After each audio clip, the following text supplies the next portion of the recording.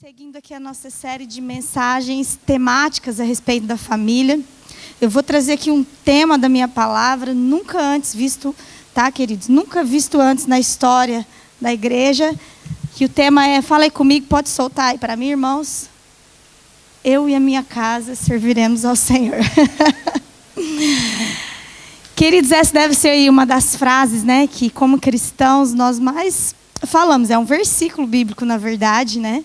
Então, se você não sabe, esse é parte de um versículo bíblico e uma expressão muito proclamada, muito falada, né, no nosso meio. E a gente coloca nos quadros, na família, a gente escreve lá na legenda dos posts, quando a gente põe a foto, a gente usa, né, nas reuniões de casais. E toda vez que a igreja vai falar sobre família, a gente acaba lançando mão dessa expressão, né, nas nossas canções, como acabamos aqui de cantar. E é realmente uma declaração muito poderosa. E, na verdade, é muito mais do que uma declaração, né? Essa frase, ela simboliza, ela representa um posicionamento, né? Um posicionamento firme de um grande homem de Deus, uma expressão da sua fé e do seu compromisso que está ali registrada nas Escrituras. Você conhece, você sabe quem disse essa frase? Josué, né? E em que livro? Em que livro ali está escrito essa frase? Josué, né? É porque Josué aparece em outros livros também, tá, irmãos? Mas tem um livro chamado Josué ali, e esse texto se encontra no capítulo 24 de Josué, mais especificamente no verso 15. Mas quem foi Josué? Né? Só contextualizando aqui rapidamente, a minha ideia é fazermos uma reflexão sobre esse posicionamento, sobre essa decisão, à luz desse capítulo 24 de Josué. Então eu quero rapidamente contextualizar, lembrar que Josué aparece ali nas Escrituras como um auxiliar de Moisés, né? O Moisés, aquele grande líder, né? O libertador que o Senhor levantou e escolheu para libertar o povo dele, né? O povo de Israel que estava ali cativo no Egito, e conduzi-los para a terra prometida que Deus havia ali prometido para Abraão. E os israelitas eram ali né? Ainda estavam a se formar como nação e era descendência de Abraão, e Josué, ele foi um líder militar, ele serviu Moisés dessa forma, né? Serviu Israel dessa forma, como um grande guerreiro, um homem de batalhas, um homem muito, muito fiel ao seu líder Moisés, muito habilidoso. E acontece que após a morte de Moisés, que acabou por, enfim, não entrar, né, literalmente ali na terra prometida, ele faleceu antes que isso acontecesse. Então o Senhor levantou um novo líder, e Josué foi o seu sucessor, o sucessor que o Senhor designou para de fato liderar o povo na conquista da terra. E ele foi um líder espiritual e militar exemplar, uma inspiração para nós. Então esse foi Josué, e nós temos então o livro de Josué, né? Não há uma clareza a respeito da autoria desse livro, se foi Josué, mais possivelmente que não tenha sido, mas esse livro, ele conta então como Josué liderou os israelitas na conquista efetivamente da terra, né?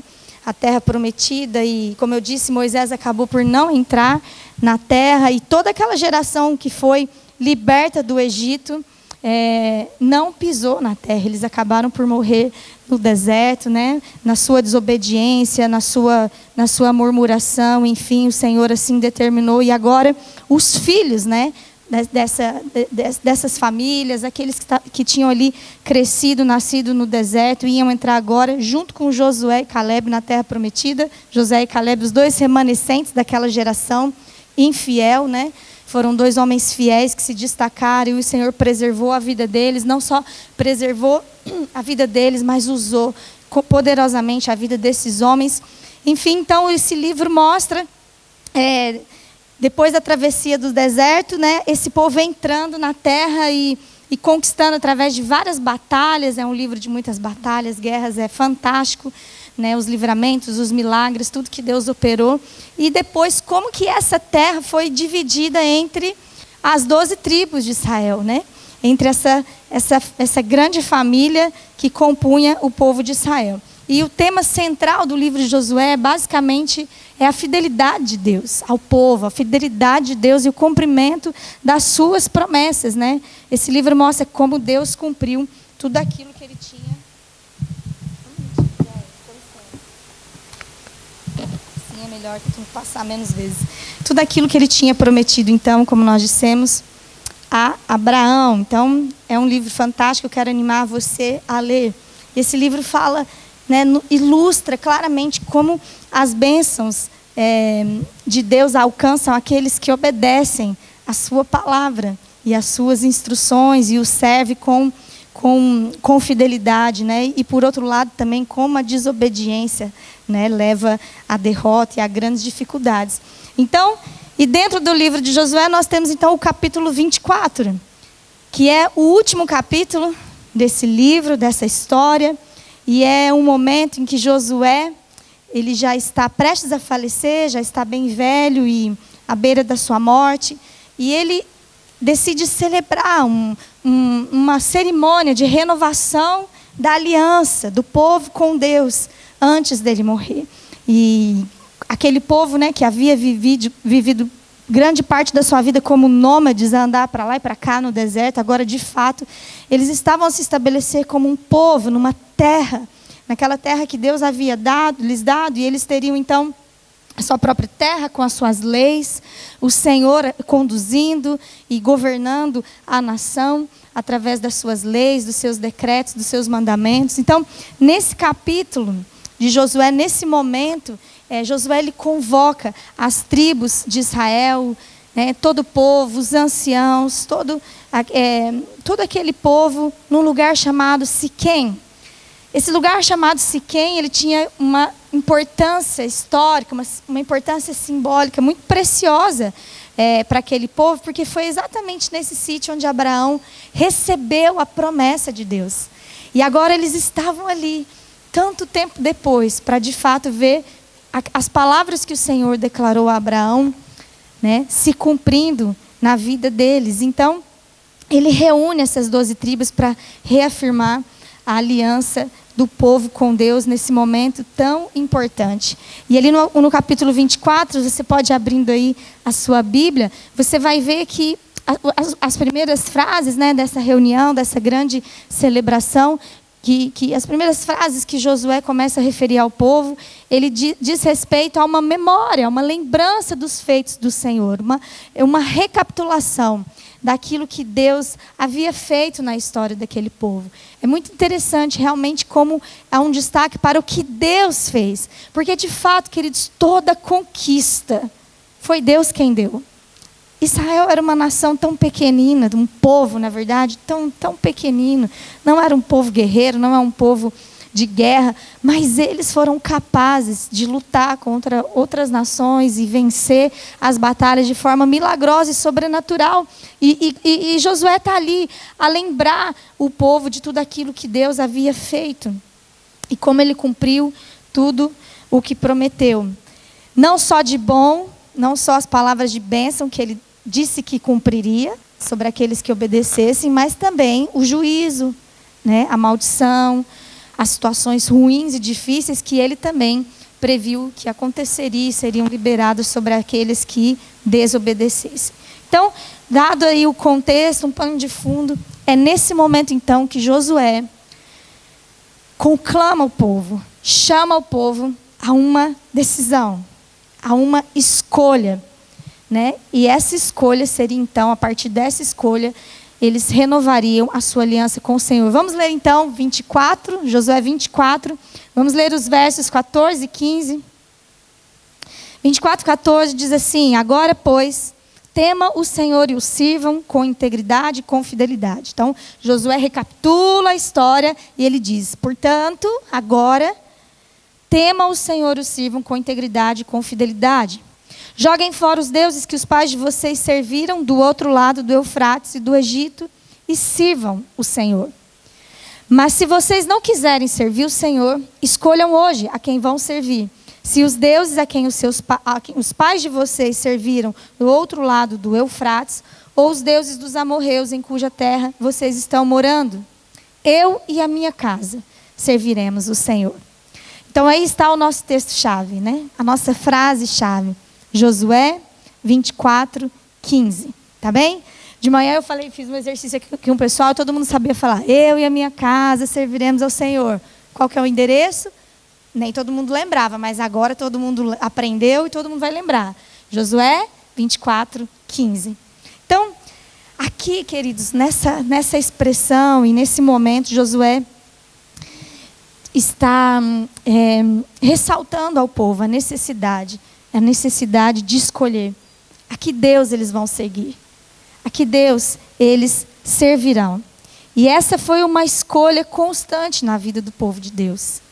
Toda a Escritura nós vemos, né, em toda a Bíblia, o povo sendo levado a essa escolha, sendo conduzido a essa escolha, sendo desafiado a essa escolha, em cada momento de dificuldade, diante dos desafios, diante das mudanças, né, dos diferentes acontecimentos da vida daquele povo, nas derrotas, nas vitórias, né, nas circunstâncias externas mais difíceis, perante todo tipo de influência que aquele povo recebeu, os desafios internos, a questão sempre foi: você vai se manter fiel ao seu Deus? Você vai permanecer firme nos caminhos do Senhor e vai continuar obedecendo às suas leis? Sabe, agora o povo estava ali e esses capítulos de Josué descrevem, esses últimos capítulos, um tempo em que, como nós dissemos, a terra que havia sido prometida por Deus, agora ela era o quê? Uma realidade. Eles estavam pisando naquela terra, né? Aquilo já não era algo distante, aquilo era algo real. A bênção estava diante deles. E eles naquele momento iam começar o quê? A construir a vida deles, a estabelecer a vida, a família deles naquela terra. Iam começar a usufruir daquela terra que Deus havia dito que era uma terra que manava leite e mel. Né? As promessas de bênção, tudo aquilo estava na expectativa do coração deles. E era o momento de começar a se viver isso. E eu penso que nesse momento, assim como em outros momentos, como Moisés já havia feito isso com o povo, e depois adiante, em muitos momentos, outros homens de Deus convocam o povo a um renovar de aliança. Esse momento, Josué chamou o povo a se lembrar da aliança do Senhor. A partir dali, posicionamentos precisariam ser tomados, atitudes precisariam ser tomadas a partir daquela situação para garantir que o Senhor continuasse a abençoar aquele povo. Então, Josué chama esse povo à escolha. Sobre a que Deus eles serviriam, não é? Ao Senhor ou a outros deuses? Essa questão era, na verdade, sabe, queridos, um convite. Naquele momento, para que cada pessoa, cada indivíduo, cada família considerasse, refletisse sobre a direção que eles queriam dar às suas próprias vidas. O que eles fariam a partir dali, como eles viveriam a partir dali. E eu tenho certeza que o que Josué estava convocando ali o povo a fazer não era simplesmente para tomar uma decisão momentânea, né, emocionada naquele momento, de tantas conquistas. Não, mas Josué estava chamando o povo para um pacto permanente de fidelidade ao Deus de Israel. E então ele mesmo dá o exemplo e ele mesmo assume a frente e ele é o primeiro a responder, né, e a declarar: eu e a minha casa serviremos ao Senhor. A ideia é assim, olha, eu não sei quanto a vocês, né, as versões trazem dessa forma, eu não sei vocês, eu não sei quanto a vocês, mas assim, eu e a minha casa, quanto a mim, eu e a minha casa serviremos ao Senhor. Eu decido servir a Deus. E eu assumo a responsabilidade de conduzir toda a minha família nessa decisão, nessa escolha, nesse caminho. E sabe, querido, Josué, ele foi um tipo de pessoa que sabia fazer a escolha certa e se posicionar, mesmo quando os outros não estavam a fazer a escolha certa. Né? Quem conhece a história sabe disso, dos momentos na vida de Josué, da fidelidade de Josué à palavra de Deus. Josué, como eu disse, junto com Caleb, ele foi um daqueles 12 espias que Moisés, ainda, né, na época que Moisés estava ali vivo a conduzir o povo, ele enviou 12 espias à terra de Canaã, para verificar a terra, afinal de contas, né? Verificar o terreno, a terra que eles iriam conquistar. E todo o povo, quando voltou, os 12, exceto Josué e Caleb, então 10 discípulos, 10 espias, ou seja, a maioria voltou dizendo assim para Moisés, dando um relatório assim, Jesus amado, dizendo, Moisés, não vai ter como. Aquela terra tem muitos gigantes, é uma terra muito fortificada, as cidades são fortes, né? Então, eles começaram a ver como seria difícil, ou melhor, impossível, Israel conquistar uma terra como aquela. Israel não conseguiria fazer aquilo, não teria como, e começaram a murmurar, ai meu Deus do céu, o Senhor nos tirou do Egito, e toda aquela murmuração. Mas Josué e Caleb, vou dar ênfase agora aqui a Josué, né?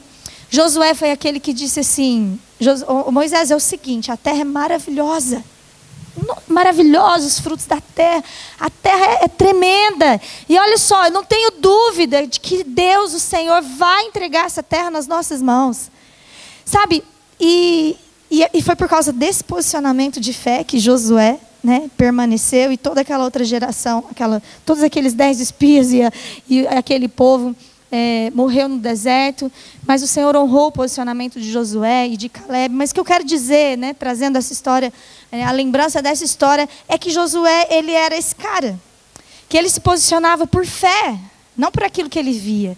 Ele não era conduzido pelo medo, pelos sentimentos, pelas emoções, ele era conduzido pela sua confiança na palavra de Deus. Ele sabia que Deus era fiel e cumpriria a sua promessa. Ele não é aquele tipo de Maria vai com as outras, aquele cara que segue o fluxo, sabe? E vai indo aonde todo mundo ia. Não, ele seguia a voz do Senhor. E ele se posicionou na fé que ele tinha no seu Deus. Sabe, agora ele estava ali, numa nova estação da sua vida. A terra já havia sido conquistada.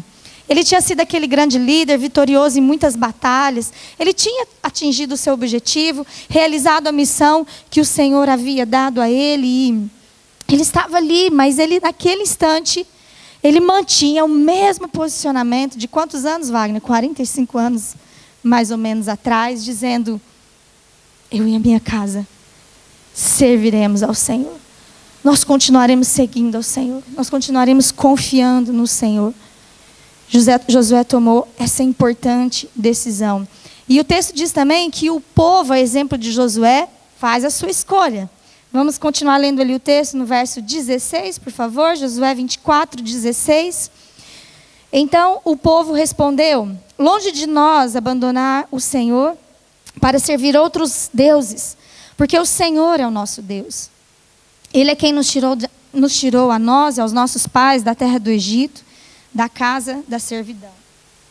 É Ele quem fez esses grandes sinais aos nossos olhos e nos guardou por todo o caminho em que andamos e entre todos os povos pelo meio dos quais passamos. O Senhor expulsou diante de nós todas estas gentes, até o amorreu, o morador da terra. Portanto, nós também serviremos o Senhor, pois Ele é o nosso Deus. Então Josué disse ao povo, vocês não poderão servir o Senhor, porque Ele é um Deus santo, um Deus zeloso, que não perdoará a sua transgressão e os pecados de vocês. Se abandonarem o Senhor e servirem deuses estranhos, Ele se voltará contra vocês e lhes fará mal e os destruirá, depois de lhes ter feito bem. Josué está aqui a alertar o povo de que pensa bem na decisão e na escolha que você está tomando diante de Deus. Essa não é uma escolha que você pode tomar assim, falar de qualquer maneira, da boca para fora, na emoção, na empolgação. Você sabe com quem você está dizendo? O Senhor é um Deus zeloso. Ele é um Deus santo. Você não pode servir Ele de qualquer maneira. Atenção. Josué, ele alerta o povo sobre a seriedade dessa escolha, mas no verso 21, continuando, o povo disse a Josué, não, o que queremos é servir o Senhor. E Josué disse ao povo, vocês são testemunhas contra vocês mesmos de que escolheram o Senhor para o servir. E eles disseram, sim, somos testemunhas. E Josué continuou, agora, pois, joguem fora os deuses estranhos que há no meio de vocês e inclinem o coração ao Senhor, o Deus de Israel. Mais um parênteses aqui, veja bem, queridos, eles estavam falando com o povo de Deus. E ele estava dizendo: jogue fora os deuses que há no meio de vocês. Interessante, aquele povo naquela altura ainda carregava deuses estranhos com eles. E Josué está alertando: jogue fora esses deuses, incline o coração ao Senhor, o Deus de Israel. Verso 24, o povo disse a Josué: ao Senhor nosso Deus serviremos e obedeceremos a sua voz. Assim, naquele dia, Josué fez uma aliança com o povo e lhes deu estatutos e juízos em Siquém. Josué escreveu essas palavras no livro da lei de Deus. Depois pegou uma pedra, uma grande pedra, e a erigiu ali debaixo do carvalho que estava junto ao santuário do Senhor. E então Josué disse a todo o povo: eis que essa pedra nos será testemunha, pois ouviu todas as palavras que o Senhor nos tem dito. Portanto, será testemunha contra vocês, para que não mintam ao Deus de vocês. Um memorial que ele estabeleceu ali, né? Da aliança que o povo estava a fazer. E 28, então Josué despediu o povo, cada um para a sua herança. Depois dessas coisas, Josué, filho de Num, servo do Senhor, morreu com a idade de 110 anos. Verso 31. Israel serviu o Senhor todos os dias de Josué e todos os dias dos anciãos que ainda sobreviveram por muito tempo depois de Josué e que sabiam de todas as obras que o Senhor tinha feito por Israel. Sabe, querido, ao lermos essa passagem, né, um pouquinho do contexto que envolve essa declaração: eu e a minha casa serviremos ao Senhor, eu queria convidar os irmãos a refletirem sobre as suas próprias escolhas, né? As escolhas que vocês como família têm feito. Nesse mês dedicado à família aqui na Igreja Nova Aliança, eu entendo que nós entendemos que seja um bom momento, uma boa oportunidade para que você reflita, avalie e para que você renove a sua aliança com Deus. Eu creio que é tempo de nós avaliarmos como anda a nossa fidelidade, avaliarmos o nosso compromisso de fé, sabendo que esse compromisso vai afetar a nossa família, vai afetar o presente da nossa família e também é um compromisso e uma escolha que afeta o futuro da nossa família. A escolha sobre quem a nossa família servirá, ela é capaz de afetar todas as demais decisões, não é verdade, meus irmãos? Todas as outras escolhas são afetadas a partir da escolha de servir o Senhor. Essa escolha vai definir com certeza quais são os valores da sua família, que vão reger a nossa família, como será a cultura da nossa família, as regras de conduta da família, o modo de ser, o ambiente, né, o clima da casa, o nosso propósito, o nosso destino, o legado que nós vamos deixar nessa terra. Então, se você estivesse hoje aqui, se Josué estivesse diante de você, vamos imaginar, mas vamos aplicar isso nas nossas vidas. Hoje, se você estivesse diante dessa questão, o que você responderia, né? Qual vai ser a sua escolha? Que Deus que você vai servir? Pensa na sua história, na sua experiência pessoal, naquilo que você já experimentou, vivendo longe dos caminhos do Senhor. E aquilo que você já viveu andando em aliança com o Senhor. Busque aí Deus e os feitos de Deus na sua história, na história da sua família. Pense nisso e a pergunta é, nesse momento que você está vivendo, a partir desse ponto da sua história, nessa estação que você está vivendo agora, quem você vai escolher servir? Quem você escolhe servir nesse momento da sua vida? E o sentido desse termo servir é um servir como subordinado. Então a pergunta seria assim: para quem você quer trabalhar? As ordens de quem você vai obedecer?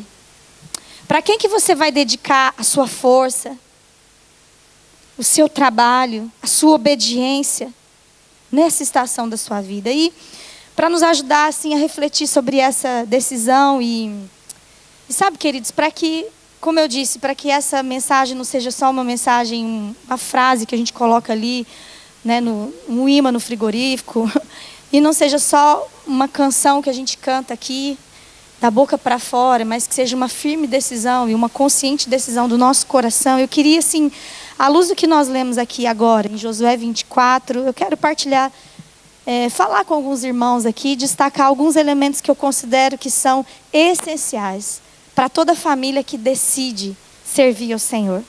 É sobre isso que eu quero falar com vocês. Vocês estão comigo? Então vamos falar sobre isso. O primeiro elemento que eu quero destacar, essencial para uma família que decide servir ao Senhor, é a memória dos feitos do Senhor. A memória, a lembrança dos feitos do Senhor. Nós vimos que Josué chamou o povo a renovar a aliança com o Senhor, mas antes disso, ou baseado em quê? Ele trouxe a recapitulação da história, a lembrança daquilo que Deus tinha feito no meio daquele povo. Vamos voltar ali no verso 16? Lembram-se? Ele diz assim: então o povo respondeu: longe de nós abandonar o Senhor para servir outros deuses, porque o Senhor é o nosso Deus. É Ele quem nos tirou, a nós e aos nossos pais, da terra do Egito, da casa da servidão. É Ele quem fez esses grandes sinais aos nossos olhos. E Ele nos guardou por todo o caminho em que andamos e entre todos os povos pelo meio dos quais passamos. O Senhor expulsou de diante de nós todas essas gentes, até o amorreu, morador da terra. Portanto, nós também serviremos ao Senhor, pois Ele é o nosso Deus. Agora não era Josué, ou Deus, através da boca de Josué, falando tudo o que Ele tinha feito, todos os seus grandes feitos. Agora era o próprio Deus falando e reconhecendo. Perdão, gente. Agora era o próprio povo falando e reconhecendo aquilo que Deus tinha feito nas suas vidas. E a primeira coisa que eu quero destacar é isso, queridos. Porque as nossas experiências com o poder e com a fidelidade de Deus vão ser a base da nossa aliança. Vai ser aquilo que de fato nos leva a decidir servir ao Senhor. Como aquele povo, nós também podemos dizer: eu sei quem Deus é. Eu sei o que Deus fez na minha vida. Eu sei aquilo que Deus prometeu a meu respeito. Eu conheço a palavra do Senhor. Eu sei, Ele é o meu Deus. Eu decido servi-lo. Percebe, queridos? Sabe, quando nós nos esquecemos do Senhor, ou aqueles que se esquecem do Senhor, aqueles que não reconhecem a mão do Senhor na sua jornada, sabe, que deixam de considerar aquilo que Deus fez, são aquelas pessoas que mais facilmente se desviam dos caminhos do Senhor.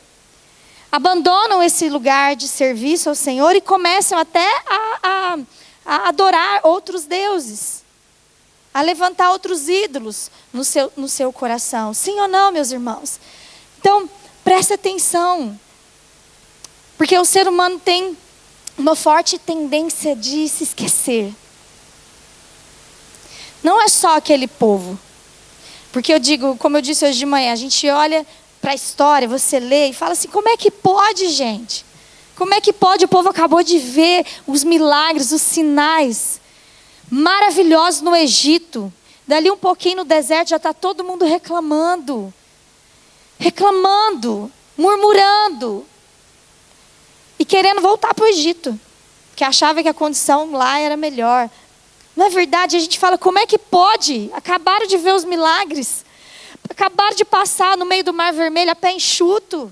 O maná está descendo do céu, as codornizes estão chegando na porta de casa e eles estão a murmurar, construindo um bezerro de ouro, ofendendo o Senhor, né? De uma forma tão terrível. Como é que pode? Mas não é o povo de Israel que age assim daquela época. Nós agimos assim. Nós somos inclinados a nos esquecermos do que o Senhor fez e abandoná-lo e substituí-lo por outras coisas. Sabe, queridos, diante das dificuldades, muitos de nós podemos desistir de servir ao Senhor, porque nos esquecemos. Estamos diante dos problemas, né? Daqueles desafios enormes, numa fase difícil da nossa vida, e a gente começa a olhar para o problema e para a dificuldade, como aquele povo fez lá no deserto, e se esquece do poder do nosso Deus e daquilo que Ele pode fazer a nosso respeito. Ele pode nos sustentar, Ele pode nos fortalecer, Ele pode fazer milagre. Sabe, a gente se esquece, nós tiramos os olhos do Senhor. E muitas pessoas, então, deixam de servir a Deus no sofrimento, deixam de crer. Outros deixam de servir a Deus no tempo de conquista. Né? Quando tudo vai bem, quando as coisas estão tranquilas, você já conquistou as coisas que você precisava. Aquelas coisas pelas quais você orou tanto, agora você está ali usufruindo delas, você está se beneficiando delas. Né? Quem sabe você está se sentindo tão merecedor de tudo que você tem. Afinal de contas, você trabalhou para isso. O seu trabalho, o seu esforço, o seu merecimento te trouxe até aqui. É por isso que você conquistou. Porque você foi dedicado, você trabalhou tanto. Sabe, você acordou cedo, você suou, você labutou. E agora, olha só o que você construiu. Glória a mim, pelos meus grandes feitos, não é? Então, acabam deixando, se esquecendo do Senhor. Se sentem os responsáveis pelas suas próprias conquistas. Ou pensam que não precisam mais de Deus, porque na verdade não tinha uma relação de adoração de fato ao Senhor. Tinha uma adoração àquilo que o Senhor poderia dar. Quando o Senhor deu, eu já não preciso mais do Senhor. Eu escolho outros senhores, eu coloco outras coisas no lugar. Sabe, queridos, sabendo disso, conhecendo o coração do homem, é tão interessante como o Senhor disse tantas vezes ao povo. Durante todas as Escrituras, o Senhor nos leva a lembrar. Lembra-te de onde Deus te tirou. Lembra-te daquilo que Ele fez. Não se esqueça. Não se esqueça do Senhor. Não se esqueça da palavra do Senhor. Vamos comigo rapidamente lá em Deuteronômio 8. Eu separei um trecho, né, que eu acho muito forte, porque é a palavra do Senhor que foi dada ao povo por meio do profeta Moisés ainda. Lá atrás.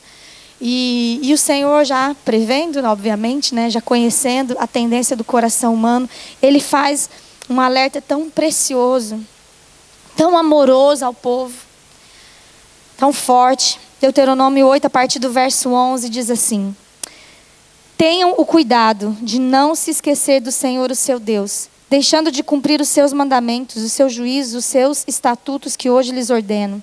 Não aconteça que depois de terem comido e estarem fartos, depois de haverem edificado boas casas e morado nelas, depois de se multiplicarem o seu gado e os seus rebanhos, e aumentar a sua prata e o seu ouro, e ser abundante tudo o que vocês têm, se eleve no o seu coração, e vocês se esqueçam do Senhor, o seu Deus, que os tirou da terra do Egito, da casa da servidão, que os conduziu por aquele grande e terrível deserto de serpentes abrasadoras, de escorpiões e de aridez, onde não havia água, e que fez sair água da rocha para vocês beberem, que no deserto os sustentou com maná, que os pais de vocês não conheciam, para humilhar vocês, para pôr vocês à prova e afinal lhes fazer bem. Portanto, não pensem, a minha força e o poder do meu braço me conseguiram essas riquezas. Pelo contrário, lembrem-se do Senhor, o seu Deus, porque é Ele quem lhes dá força para conseguir riquezas, para confirmar a sua aliança, que sob juramento prometeu aos pais de vocês, como hoje se vê. Se vocês se esquecerem do Senhor, o seu Deus, e seguirem outros deuses, os servirem e os adorarem, eu lhes asseguro hoje que vocês certamente serão destruídos, como as nações que o Senhor destruiu diante de vocês, assim vocês também perecerão, porque não quiseram obedecer à voz do Senhor, seu Deus. Que forte isso, né, meus queridos? Porque há uma tendência, diante das conquistas e das vitórias, de nos esquecermos e abandonarmos o Senhor. É um alerta de Deus para nós também. E aí a minha pergunta para você: quais são as memórias que a sua família tem do poder de Deus, dos feitos de Deus? Você tem memórias? Vocês conhecem na história de vocês o agir de Deus? Sim, meus irmãos. Olhe para a sua história. Sabe, nesse tempo de renovar a aliança e de tomar a decisão de servir ao Senhor, é muito importante que a gente conduza os nossos filhos para experiências com Deus. Para que eles tenham essas experiências na sua história. Para que eles construam essas memórias com o poder de Deus. E como que a gente faz isso, queridos? Eu quero dar aqui algumas dicas práticas do que a gente pode fazer. Sabe, Vamos levar os nossos filhos, a nossa casa, a orar pelas necessidades da casa. Muitos pais, com o intuito de protegerem os seus filhos, às vezes de uma situação financeira difícil, ou de uma calamidade, ou de problemas que estão a acontecer, e obviamente, nós não vamos, muitas vezes repartir coisas que os nossos filhos não têm maturidade para ouvir, mas atenção, às vezes a família está passando um sufoco, e os pais estão querendo ali manter a aparência, e gente, é hora de falar assim, crianças, vem aqui, a situação é essa, nós estamos com essa dificuldade, mas nós queremos orar, porque nós queremos que Deus pode vir ao nosso favor. Vamos orar, crianças? Vamos orar, vamos clamar juntos, reunir a família, para que nós possamos depois, com o agir de Deus, reconhecer a mão dEle e dar glória a Ele. Ensinar os nossos filhos esse caminho de buscar o Senhor nas dificuldades, mas também ensinar os nossos filhos, e a nossa casa ter uma marca de gratidão a Deus quando as coisas boas acontecerem. E não poder dizer, olha só, querido, como nós conquistamos, olha aqui o trabalho do papai, olha como o papai é competente, olha o meu poder, olha a minha capacidade, e dar coisas, e usufruir das coisas, sem nem mencionar a graça, a bondade de Deus. Nós precisamos ensinar a nossos filhos e levar a nossa casa a reconhecer as mãos de Deus nas bênçãos que chegam até nós. Quando tudo estiver mal, que os nossos filhos nos vejam dobrar os nossos joelhos e buscar a presença de Deus. Que os nossos filhos nos vejam adorando a Deus, dando aleluia a Ele, quando tudo vai mal. Isso será como uma memória tão preciosa na vida deles. E quando tudo estiver bem, queridos, vamos juntos celebrar o Senhor, vamos adorar o Senhor juntos, vamos dar a Ele louvor, vamos semear a gratidão na nossa casa. Crie memórias. Eu sei que tem famílias aqui muito preciosas, pais, papais e mamães, muito sábios, que têm procurado construir boas memórias com seus filhos. Vocês preparam a mesa, vocês preparam boas viagens, vocês, por mais simples que seja, você separa aquele final de semana para brincar com seu filho, para fazer um programa bacana. Estou construindo memórias, E a gente tira as fotos, e a gente quer postar essas fotos, porque nós estamos construindo memórias. Que lindo isso e precioso! Como igreja, nós estamos até estimulando vocês a fazerem isso, como a Georgia falou. Estivemos aqui no sábado, vamos estar no próximo. Vamos criar boas memórias juntos, fazendo coisas muito fixe juntos. Mas vamos criar também memórias do lugar da oração. Vamos criar memórias da leitura da palavra na nossa casa. Vamos criar memórias da comunhão com Deus ao redor da mesa. Falando dos feitos do Senhor para os nossos filhos, quantos estão dispostos? É esse tipo de memória também que nós precisamos construir na nossa casa. Quando isso acontecer, queridos, quando nós tivermos de mais uma vez mais, como muitos e muitas vezes nós teremos diante da decisão, a quem nós vamos servir, nesse momento, vai ser muito fácil dizer, eu vou servir ao Senhor. Eu vou continuar servindo ao Senhor, porque eu conheço o Senhor. Eu sei que Ele é bom. Eu sei que Ele é fiel. E os nossos filhos vão pensar assim, como não servir ao Deus dos meus pais? Como eu não vou querer amar a Deus? Como eu não vou amar a igreja? Vendo como meu pai e a minha mãe amam a igreja.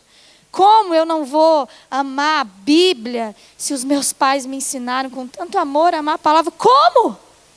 Como não escolher esse Deus? E foi isso que Israel falou ali para Josué. O Senhor é o nosso Deus. Nós sabemos o que Ele fez. Como assim não vamos escolher o Senhor? Não, nós vamos escolher o Senhor. Amém, queridos? Então, sempre que nós nos lembrarmos dos feitos do Senhor, como você se lembrar, se coloque diante dEle uma vez mais e fala, Senhor, uma vez mais eu entrego a minha vida para o Senhor. Eu renovo a minha aliança com o Senhor. Eu vou te servir. Eu e a minha casa serviremos ao Senhor.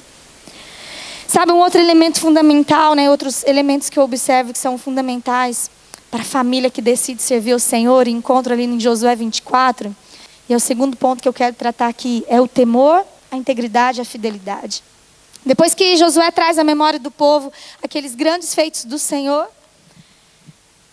Josué diz ao povo, 24:14, mais uma vez, ele diz, agora pois, portanto, tendo em vista tudo isso que que o Senhor fez por vocês. Temam o Senhor e o sirvam com integridade e com fidelidade. Se nós voltássemos ali, também separei um trecho que está em Josué 22, no versículo 5, 22, 5. Josué declarou essas palavras: mas tenham o maior cuidado em guardar o mandamento e a lei que Moisés, servo do Senhor, lhes ordenou. Que vocês amem o Senhor, seu Deus, andem em todos os seus caminhos, guardem os seus mandamentos, sejam fiéis a Ele e o sirvam de todo o coração e de toda a tua alma. Temor, integridade, fidelidade. É dessa forma que a nossa família deve viver a escolha de servir a Deus.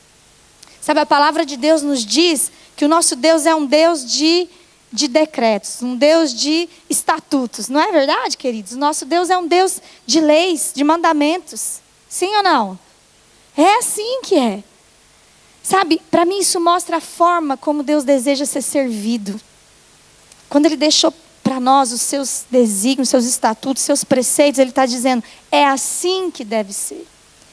E quando nós decidimos servir ao Senhor, nós precisamos decidir servir ao Senhor aos termos dEle. É Ele que dita os termos da aliança. É Ele que fala a forma como nós devemos seguir. E a Bíblia registra, ela nos dá esse conhecimento de como Deus quer ser servido. A Bíblia diz que o Senhor deve ser servido com integridade e fidelidade. A integridade fala dessa inteireza de coração. Sabe, servir a Deus na totalidade, de todo o coração, com toda a sua força, a tua alma, o seu entendimento. A integridade fala também de uma retidão moral, fala de honestidade, de um comprometimento, sabe, firme com a justiça, com aquilo que é justo, com aquilo que é certo, custe o que custar, meus irmãos. É dessa forma que nós somos chamados a servir ao Senhor, uma vida alinhada com os princípios divinos e servir com fidelidade, né? No sentido de verdade também, de firmeza, de constância. Tem algumas traduções desse versículo que diz servir ao Senhor com zelo, sabe, com zelo, é estarmos completamente apegados a Ele.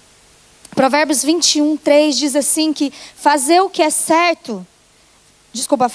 justo e certo é mais aceitável ao Senhor do que oferecer sacrifícios. Fazer o que é justo e o que é certo é mais aceitável, é mais agradável ao Senhor do que os sacrifícios que nós oferecemos a eles, querido. Sabe, o verdadeiro serviço que nós oferecemos a Deus não é aqui o que a gente faz aqui aos domingos, né? Quando a gente se reúne aqui. É bom, mas atenção, se for só isso, o verdadeiro serviço é um andar justo e correto diante de Deus. É a obediência à sua vontade. Uma obediência que vai se revelar no nosso dia a dia, nas nossas atitudes, na nossa conduta, nas nossas escolhas. Sabe, uma família que serve ao Senhor, então é uma família que obedece o Senhor ali dentro de casa. Uma obediência que a gente vê refletida na forma como nós tratamos uns aos outros. Como os pais tratam os filhos. Como o marido trata a esposa e vice-versa. Como os irmãos tratam um ao outro. Como nós educamos os nossos filhos. Como nós cuidamos deles. Como nós lidamos com o dinheiro. Como nós lidamos com o trabalho, com as responsabilidades, como cada um cumpre os seus deveres, as suas tarefas. Uma obediência que é manifestada naquilo que nós ouvimos na nossa casa, aquilo que nós assistimos na nossa casa, aquilo que nós permitimos que entre na nossa casa, as pessoas que entram e se assentam às nossas mesas, as conversas que nós temos ao redor da mesa. São essas coisas do nosso dia a dia que vão mostrar a nossa justiça e a nossa integridade. E se de fato nós servimos ao Senhor. O nosso linguajar. Sabe, queridos, não adianta a gente aqui declarar as canções. Falar essas palavras bonitas de compromisso ao Senhor. Colocar o quadro bem bonito na parede da nossa casa. Não é isso que mostra a nossa firme decisão de servir ao Senhor. Não, se o nosso viver não confirma isso, de nada vale as nossas palavras. pouco efeito, eu quero dizer. As nossas palavras são importantes. Essas declarações são proféticas. Nós temos que fazer isso. Sabe, queridos, mas eu quero chamar a sua atenção que servir o Senhor de verdade é confirmado com o nosso viver. As nossas atitudes e condutas denunciam a quem nós verdadeiramente servimos. As nossas atitudes e condutas e as nossas escolhas denunciam quem é o nosso Deus. Quem de fato governa as nossas vidas e a nossa casa. O Senhor espera que nós o sirvamos com temor, integridade e fidelidade. Quando assim fizermos, nós o glorificaremos e nós atrairemos a bênção dele para a nossa casa. O que de fato atrai a bênção do Senhor, meus queridos, é a obediência a ele. Não é frequentar o culto, pura e simplesmente. Não é trazer para os meninos para a igreja e depois ir embora e acabou o culto, não tem culto em casa. Quando eu falo culto em casa, eu não estou dizendo da reunião em volta da mesa e todo mundo de mão dada lendo a Bíblia. Isso é o culto doméstico, mas o culto doméstico, como o pastor Wagner sempre fala aqui, né? O culto é aquilo que a gente faz. É como a gente adora o Senhor no nosso andar durante toda a semana. E a bênção de Deus virá sobre a nossa casa. Salmo 103, 17 e 18 diz assim: mas a misericórdia do Senhor é de eternidade a eternidade sobre os que o temem, e a sua justiça sobre os filhos dos filhos, para com os que guardam a sua aliança, e para com os que se lembram dos seus preceitos e os cumprem. Ah, queridos, que coisa tremenda. Jesus disse: se vocês me amam, obedeçam os meus mandamentos. Então, uma família que decide servir ao Senhor, querido, é essa família. É essa família que se lembra dos seus preceitos e os cumpre. Um outro aspecto fundamental. Vamos para o próximo ponto? Pode deixar, Marcelo, obrigada. Um outro aspecto fundamental para essa família que decide servir ao Senhor, segundo vimos ali em Josué 24, é a adoração exclusiva ao Senhor. Jogue fora os deuses. Verso 24, 14. Jogue fora os deuses que os pais de vocês serviram do outro lado do Eufrates e no Egito, e sirvam o Senhor. Mas se vocês não quiserem servir o Senhor, escolham hoje a quem vão servir.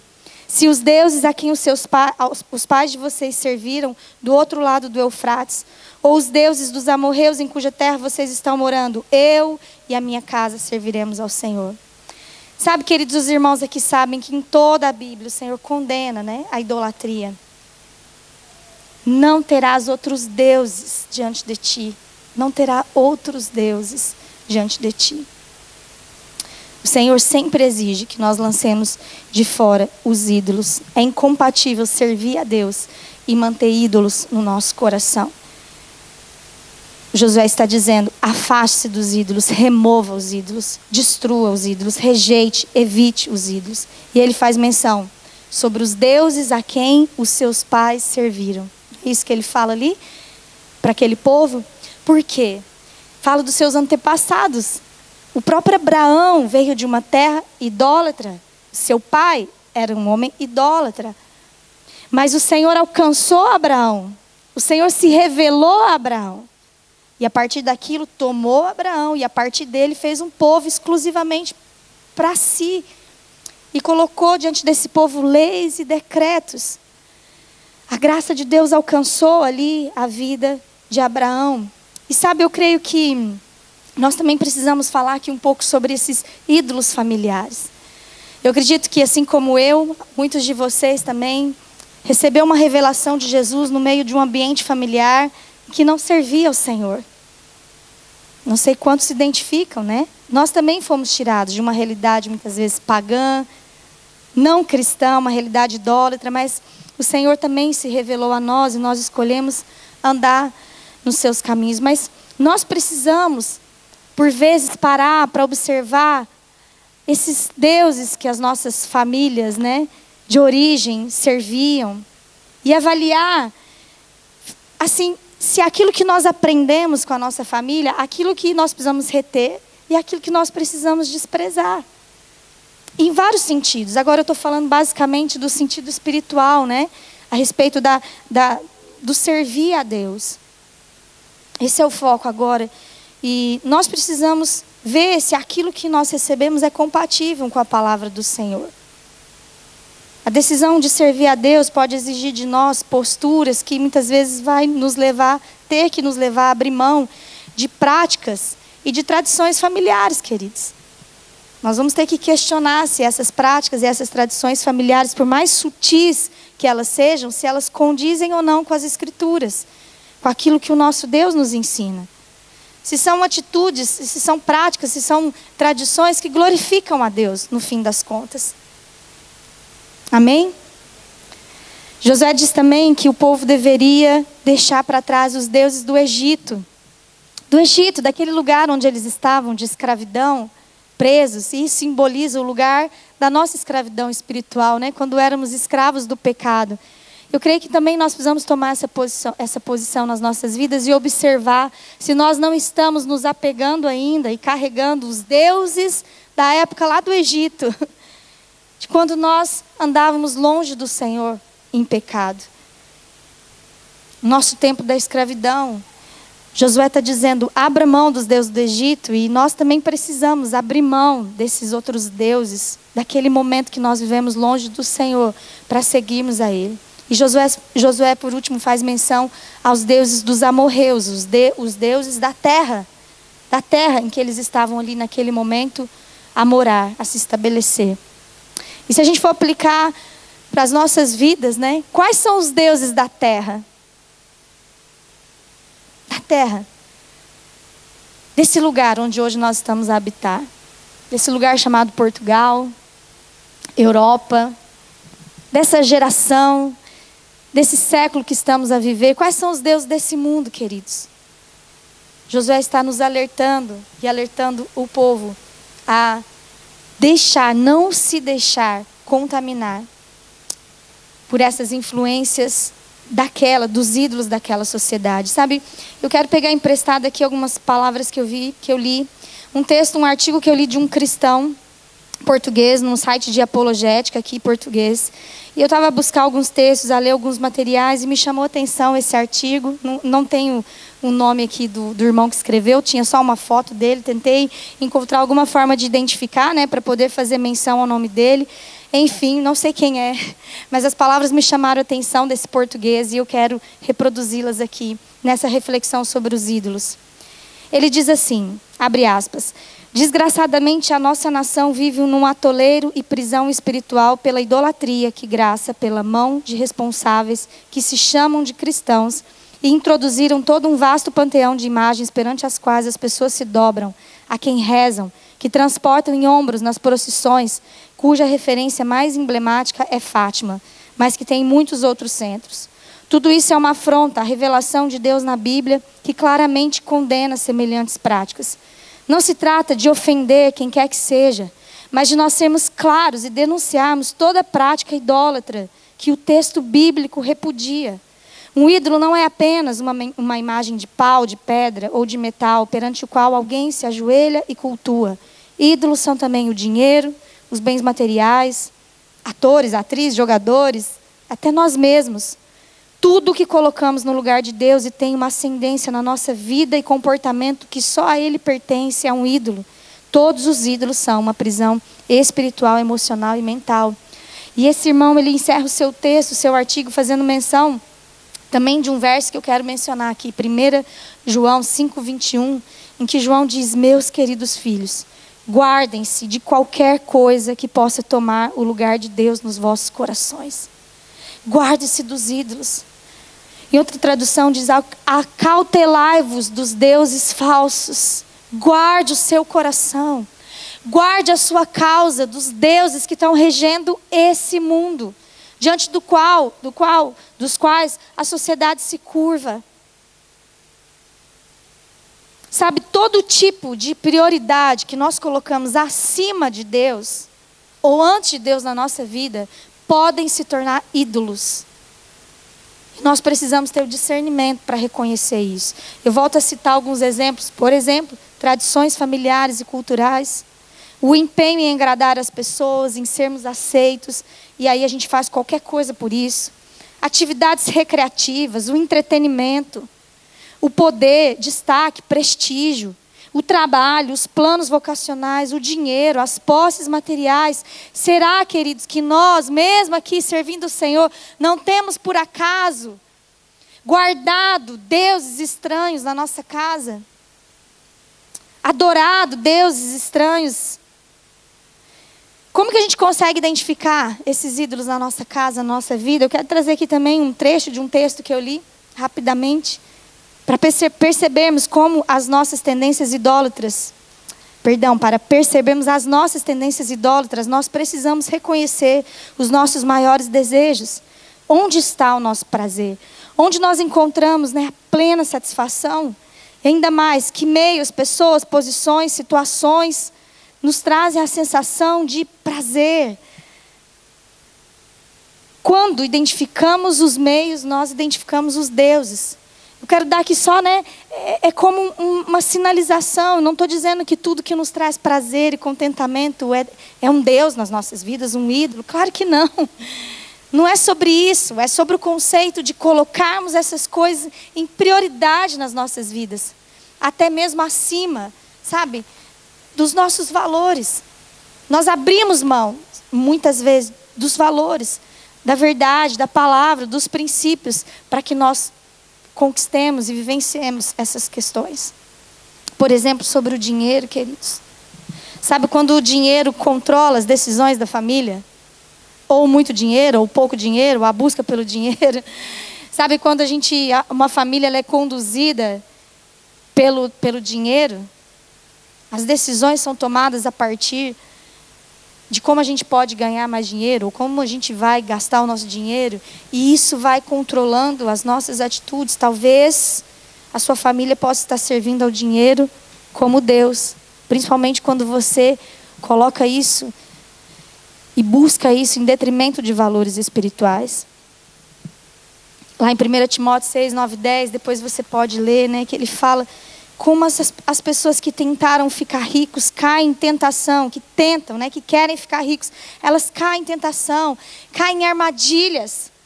Muitos desejos insensatos e nocivos que levam as pessoas a afundar na ruína da perdição. Muitas pessoas na cobiça, né, pelo dinheiro, pelo ter, elas se desviaram da fé.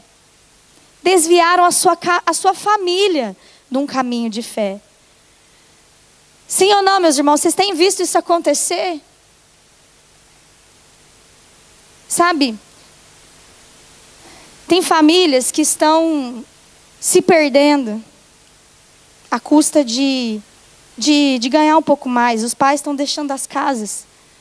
Homens que estão passando meses, anos longe do convívio da sua família, longe da sua esposa, longe dos seus filhos, em nome do trabalho. Em nome de dar algo melhor para os seus filhos, de dar uma vida boa para eles, quando os seus filhos só precisam de você nesse momento. Mais do que o seu dinheiro. Seu filho precisa da sua presença, da presença do pai, que ensina, que corrige, que protege, que acolhe. A sua esposa precisa disso. Né, meus amigos? Nenhum sucesso, né, dizem que nenhum sucesso na vida compensa o fracasso do lar. E muitos lares estão a fracassar, porque colocaram as conquistas acima dos seus próprios valores. Ou tornaram, né, essas conquistas os seus grandes valores. Como é que a gente pode deitar fora os ídolos da nossa casa, queridos? Amando a Deus acima de todas as coisas. Quando nós amarmos a Deus acima de todas as coisas, nós vamos colocar todas as outras coisas nos seus devidos lugares. É assim que a gente abandona os ídolos, aproximando cada vez mais de Deus. E no 23, Josué continuou: agora, pois, joguem fora os deuses estranhos que há no meio de vocês. Inclinem o coração ao Senhor. Inclinem o coração ao Senhor, o Deus de Israel. Por último, eu quero trazer um último elemento que é essencial para toda família que decide servir ao Senhor, que é o testemunho. Vamos ler em 24:31. Josué 24:31 diz que Israel serviu o Senhor todos os dias de Josué e todos os dias dos anciãos que ainda sobreviveram por muito tempo depois de Josué e que sabiam de todas as obras que o Senhor tinha feito por Israel. Sabe, quando as obras deixam de ser anunciadas, queridos, quando as obras de Deus deixam de ser anunciadas, a tendência é o povo deixar de servir a Deus. Quando a gente vai seguir nessa história, você que conhece, você vai se lembrar. Se não conhece, quero te animar a ler a história. Depois do livro de Josué, vem o livro de Juízes. E os irmãos sabem o que se trata o livro de Juízes. Juízes 2, vou dar uma palhinha aqui para vocês da ideia do que acontece. E fortalecer esse princípio que eu estou a falar para vocês. Ali em Juízes 2 vai falar, novamente vai fazer menção à morte de Josué. A partir do versículo 10 diz assim: Josué morreu e toda aquela geração também morreu e foi reunida a seus pais. E depois dela se levantou uma nova geração que não conhecia o Senhor nem as obras que ele havia feito por Israel. Então os filhos de Israel fizeram o que era mal aos olhos do Senhor, servindo aos Balaíns. Deixaram o Senhor, Deus dos seus pais, que os havia tirado da terra do Egito, e seguiram outros deuses, os deuses dos povos que havia ao redor deles, e os adoraram, provocaram o Senhor a ira. Porque deixaram o Senhor e serviram Baal e Astarote. A ira do Senhor se acendeu contra Israel, e ele os entregou nas mãos de ladrões que os despojavam do que possuíam. Ele os entregou nas mãos dos seus inimigos ao redor, e não puderam mais resistir a eles. Por onde quer que fossem, a mão do Senhor estava contra eles para o seu mal, como o Senhor lhes tinha dito, e como o Senhor lhes havia jurado. E estavam em grande aperto. Lembra que o Senhor advertiu o povo? Lembra que o Senhor é aquele que é fiel para cumprir tudo o que Ele diz? As promessas de bênção e as promessas de maldição, meus irmãos. O Senhor não é homem para mentir. Mas o que me chama a atenção é o que está escrito ali. Uma nova geração que não conhecia o Senhor e nem as obras que Ele havia feito por Israel. Josué morreu e o povo continuou servindo ao Senhor. Aquele povo que tinha dito, sim, Senhor, nós te serviremos. Mas passado um tempo, uma nova geração se levantou. E o que está a dizer sobre essa geração? Que não conhecia o Senhor. Como é que pode, meus irmãos? Alguém falhou aí no meio dessa história, em passar o bastão da fé. Uma família que decide servir ao Senhor deverá se responsabilizar por passar esse bastão da fé para a próxima geração. E cada geração, queridos, tem a responsabilidade de transmitir o testemunho do Senhor. De transmitir a palavra do Senhor, os ensinos do Senhor. E promover o estabelecimento de marcos e memoriais na história da família. Tudo isso é fundamental para que a bênção de Deus alcance aqueles que virão depois de nós. Queridos, que essa não seja a realidade da nossa casa, da nossa família. Eu quero ver a palavra do Senhor se cumprindo, porque a bênção dele é para até 1000 gerações, não é verdade? Eu quero ver a palavra do Senhor se cumprindo na minha vida, na vida dos meus filhos, dos filhos dos meus filhos, e dos filhos dos filhos, dos filhos, dos filhos, dos filhos dos meus filhos. E isso é possível, desde que a gente viva esses pontos, esses aspectos da nossa decisão de servir ao Senhor. Salmo 145:4 diz: uma geração contará a outra a grandiosidade dos seus feitos. Eles anunciarão os seus atos poderosos. Deuteronômio 6, vou voltar lá em Deuteronômio ainda, nas palavras que o Senhor disse através de Moisés. 6, no capítulo 1, no verso 1, nós já estamos encerrando. Moisés diz: são esses os mandamentos, os estatutos e os juízos que o Senhor seu Deus ordenou que fossem ensinados a vocês, para que vocês os cumprissem na terra que vão entrar e possuir, para que durante todos os dias da vida de vocês, os seus filhos e os filhos dos seus filhos temam o Senhor, o seu Deus, e guardem todos os seus estatutos e mandamentos que lhes ordeno, para que os seus dias sejam prolongados. Essas palavras que hoje lhe ordeno estarão no seu coração. Você as inculcará a seus filhos e delas falará quando estiver sentado na sua casa, andando pelo caminho, ao deitar-se, ao levantar-se. Também deve amarrá-los como sinal na sua mão, e elas lhe serão por frontal entre os olhos, e você as escreverá nos umbrais da sua casa e nas suas portas.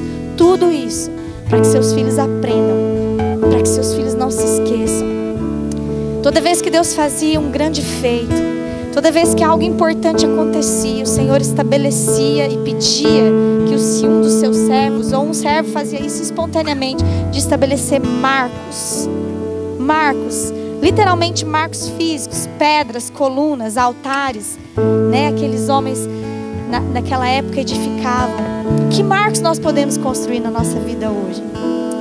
Na prática, meus irmãos, memórias, altares, marcos em que os nossos filhos olharão para aquilo e dirão: o Senhor é bom. O Senhor fez grandes coisas na minha família. O Senhor fez grandes coisas na história do meu pai, da minha mãe, da minha casa. Como a gente pode construir isso em prática? Sabe, eu queria te animar, além, obviamente, de nós ensinarmos a palavra, abrirmos a palavra na nossa mesa, né? Partilhar com os nossos filhos, trazê-los à igreja, ensiná-los no caminho do Senhor. Sabe, vamos criar memoriais nas nossas casas. Eu falei das memórias, mas os memoriais são marcos, são testemunhos. Sabe, vamos partilhar com os nossos filhos o nosso testemunho de vida, de conquista, as vitórias que nós já tivemos. Deixe que os seus filhos saibam. Mais uma vez eu quero dizer, deixe que eles saibam, deixe que eles conheçam. Sabe, eu quero te animar a estipular ritos na sua casa, saudáveis, que façam os seus filhos olharem para o Senhor. Talvez você possa escrever, você possa deixar registrado ali num diário de oração, um diário de memórias, dos marcos, né, dos feitos do Senhor na vida da família. E aquilo vai passar para a mão dos seus filhos, dos seus netos. Já pensou que especial? Sabe, a gente coloca lá como eles colocavam nos umbrais das portas. Coloque nos quadros, querido.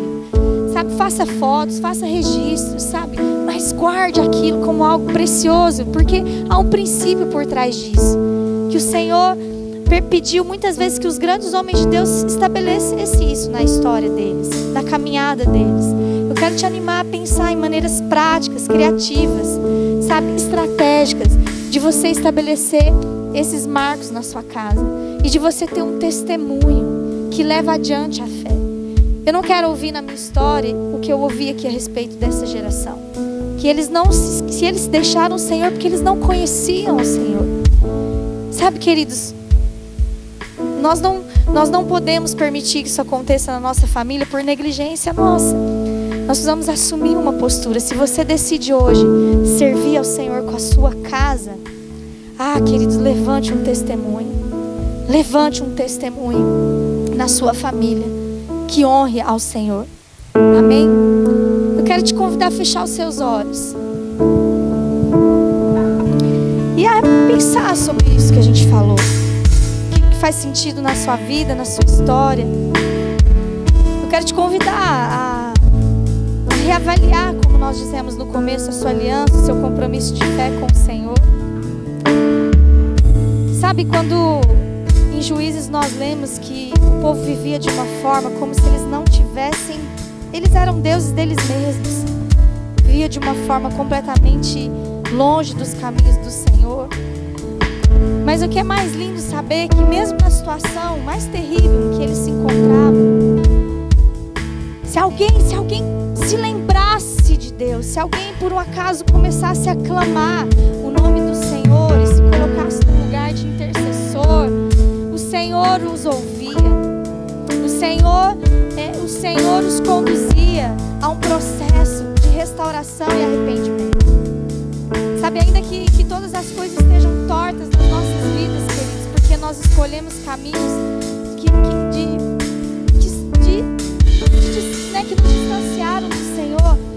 nós podemos novamente, a partir de agora, clamar ao Senhor e fazer com Ele uma nova aliança. E a partir de agora, estabelecer um novo testemunho, lançar novas sementes, sabe, criar novas memórias, alinhar a nossa vida no temor do Senhor, com integridade, com sinceridade. E a partir daqui,